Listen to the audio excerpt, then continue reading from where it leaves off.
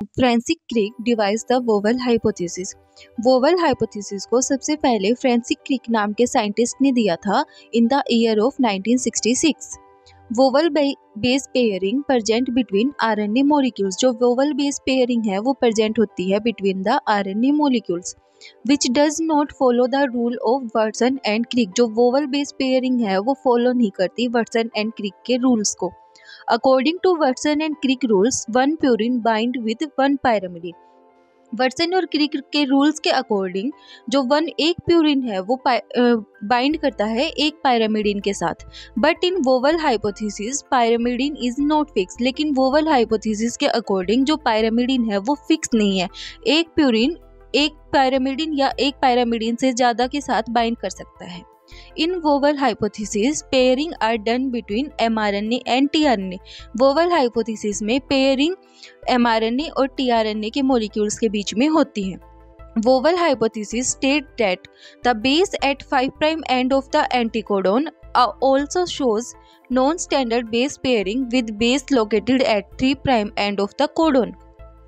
जैसे कि जो 5' end है वहाँ पे एंटीकोडोन प्रेजेंट है।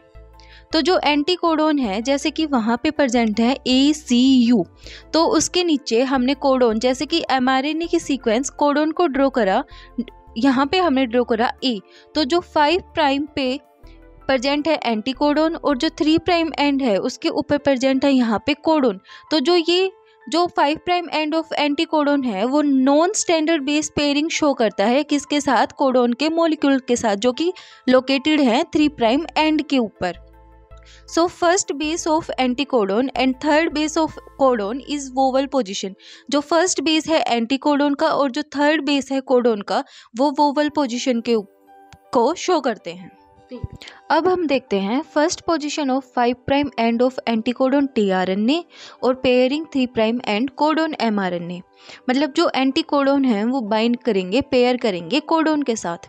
तो जो A है मतलब जो एडेनिन है वो वोवल पोजीशन के अंदर पेयर करेगा यूरासिल के साथ। जो गुआनिन है वो पेयर करेगा साइटोसिन और यूरासिल के साथ। और जो साइटोसिन है वो पेयर करेगा गुआनिन के साथ। और जो यूरासिल है वो पेयर करेगा गुआनिन और एडेनिन के साथ। इसके अंदर एक एक्स्ट्रा बेस और प्रेजेंट होता है वो होता है आइनोसाइन। जो आइनोसाइन है वो पेयर करेगा A मतलब एडेनिन, C मतलब साइटोसिन और U मतलब यूरासिल के साथ। तो इसको अब हम एग्जाम्पल के थ्रू देखते हैं। जैसे कि जो tRNA एंटीकोडोन लूप उसके 5' एंड के ऊपर G प्रेजेंट है जैसे कि गुआनिन। तो हमने अभी देखा जो गुआनिन है वो वोवल पोजीशन के अंदर पेयर करेगा C और U के साथ मतलब साइटोसिन और यूरासिल के साथ। तो जो कोडोन मतलब mRNA के अंदर जो कोडोन हमने रिप्रेजेंट कर रखा है जैसे UCC। तो जो 3' पोजीशन है वहाँ पे C प्रेजेंट है मतलब जो गुआनिन है वो पेयर करेगा वोवल पोजीशन के अंदर साइटोसिन और यूरासिल के साथ। सेकंड एग्जांपल हम देखते हैं। जैसे कि हमने ड्रॉ करा GUU एंटीकोडोन tRNA की एंटीकोडोन लूप के अंदर। तो जो 5' एंड है उसके अंदर जो फर्स्ट जो एंटीकोडोन है वो बाइंड करेगा मतलब पेयर करेगा एडेनिन और गुआनिन के साथ। अभी हमने ऊपर देखा था जो यूरासिल है वो वोवल पोजीशन के अंदर पेयर करेगा गुआनिन और एडेनिन के साथ। अब हम देखते हैं थर्ड एग्जाम्पल। जैसे कि हमने tRNA की एंटीकोडोन लूप के ऊपर ड्रॉ करा आइनोसाइन। तो जो आइनोसाइन है वो पेयर करेगा एडेनिन के साथ, साइटोसिन के साथ और यूरासिल के साथ। However, the vowel rule do not permit any single molecule to recognize 4 different codon।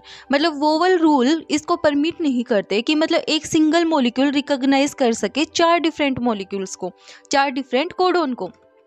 लेकिन आइनोसिन के केस में वो एडेनिन, साइटोसिन या यूरासिल को रिकॉग्नाइज कर सकते हैं मतलब इनमें से एक मॉलिक्यूल को रिकॉग्नाइज कर सकते हैं। Wobble concept explain that some tRNA molecule can pair with more than one codon.